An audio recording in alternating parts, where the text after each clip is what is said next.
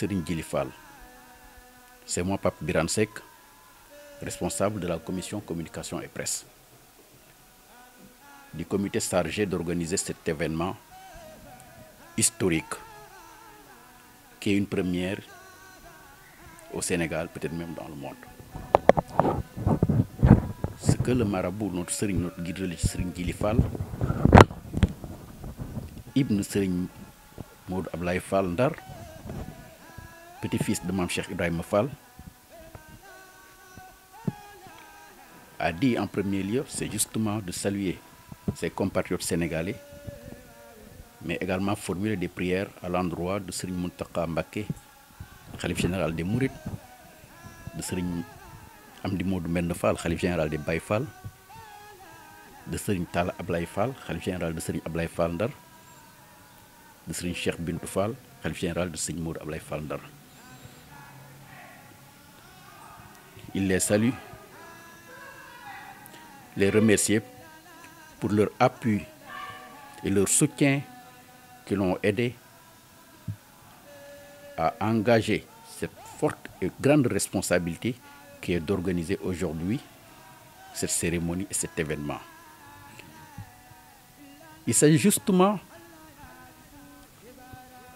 de se rappeler de ce que les guides religieux sénégalais ont eu à faire dans l'histoire de ce pays. Parce que justement, quand la guerre mondiale a éclaté, la France était presque défaite par les forces ennemies qui étaient l'Allemagne. Alors, Blaise Diagne, un ancien Sénégalais, a approché les chefs religieux pour demander à ce qu'il y ait un soutien militaire, en sus des prières. Alors, Cheikh Ahmed Bamba avait souhaité envoyer son fils aîné, Serigne Mohamedou Moustapha Mbacké. Mais Mame Cheikh Ibrahima Fall lui a dit que non, Serigne Moustapha ne peut pas aller à la guerre. Je prends la responsabilité d'envoyer mes enfants et 70 personnes qui vont remplacer sa seule personne.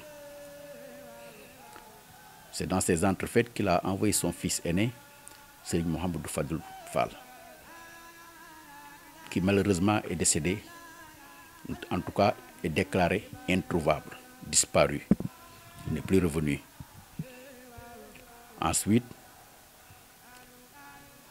il y a son fils, qui sont des petits frères de Serigne Falloul Fall, Serigne Bassirou Fall et Serigne Ablaye Fall Ndar, qui est justement son grand-père.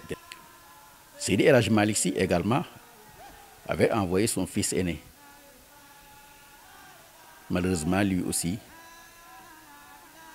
est tombé au front. D'autres chefs religieux avaient également envoyé leurs descendants, leurs enfants, avec d'autres disciples. Aujourd'hui, et depuis très longtemps, tout ce contingent sénégalais, tout ce contingent mouride, qui était au nombre de 450, qu'on appelle tirailleurs sénégalais, à l'instar d'autres tirailleurs qui, eux, sont venus du Maroc ou d'autres pays africains. Presque beaucoup de pays africains avaient convoyé également, parce que justement le colonisateur prenait les personnes aptes pour les amener à la guerre. Donc il y avait, dans ce terme tirailleurs sénégalais, des compatriotes africains, nous les appelons comme ça, parce que ce sont des Africains comme nous. Mais justement,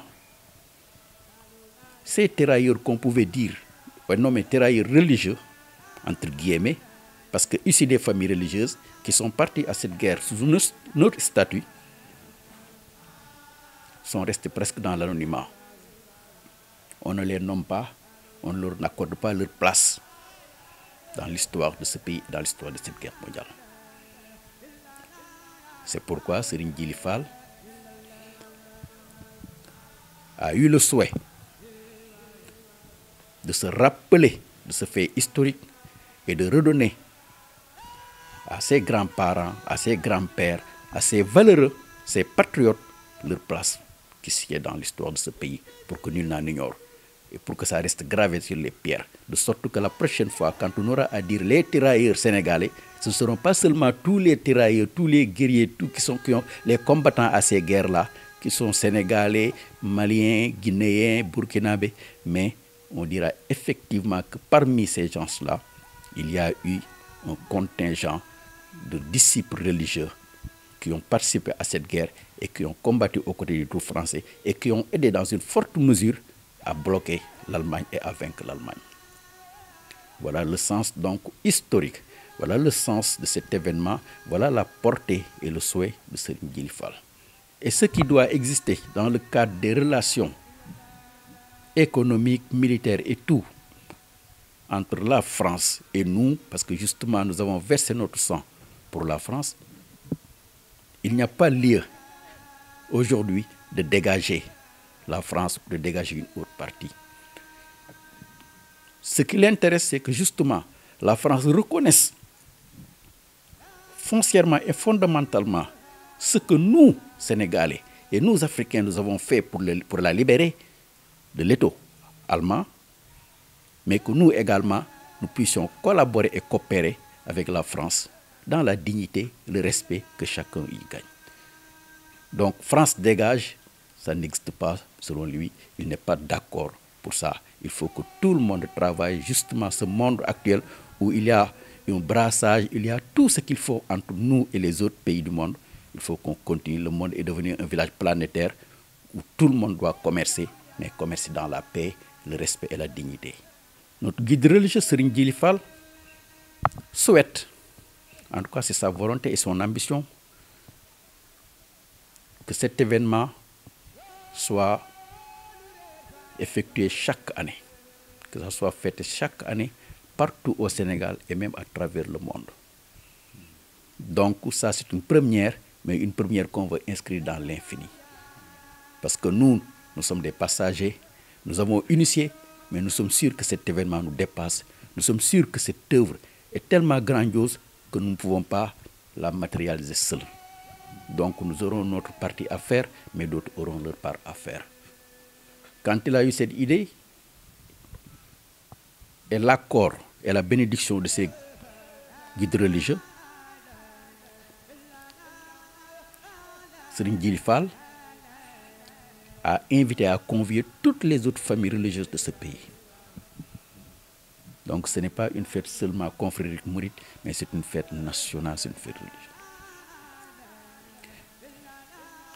Alors, l'appel qui est lancé en direction de ces familles religieuses, c'est que tout le monde sache que ce n'est pas une affaire confrérique, c'est une affaire de tout le monde, parce que c'est des Sénégalais qui ont versé ensemble leur sang. Et ce qui se fait aujourd'hui, quand nous aurons fini de faire de réaliser ce premier événement, il y aura plus de brassage, il y aura plus d'amitié, il y aura plus de fraternité et de confraternité. Donc, le guide religieux Serigne Djily Fall lance un appel en direction de tous les Sénégalais. Race, ethnie, religion, tout le monde confondu, pour qu'ensemble, nous célébrons le samedi 6 mai 2023 à Thiès, à la promenade des Thiessois, à partir de 10 h, cette importante manifestation historique qui verra la présence des autorités gouvernementales. Nous le souhaitons notamment le ministre de la Défense. Nous le souhaitons également l'ambassadeur de la France, et qui verra également la participation des autorités administratives et locales, ainsi que beaucoup de notables. Mais ce sera une journée de prière, une journée de fête, parce que nous sommes une journée de fête, mais une journée également de commémoration. Donc nous appelons tout le monde à venir le samedi, travailler avec nous, œuvrer avec nous, prier avec nous, pour que personne n'en ignore, pour que l'histoire retienne effectivement cet acte patriotique et intelligent que nos anciens, nos guides religieux ont eu à poser quand il fallait le faire.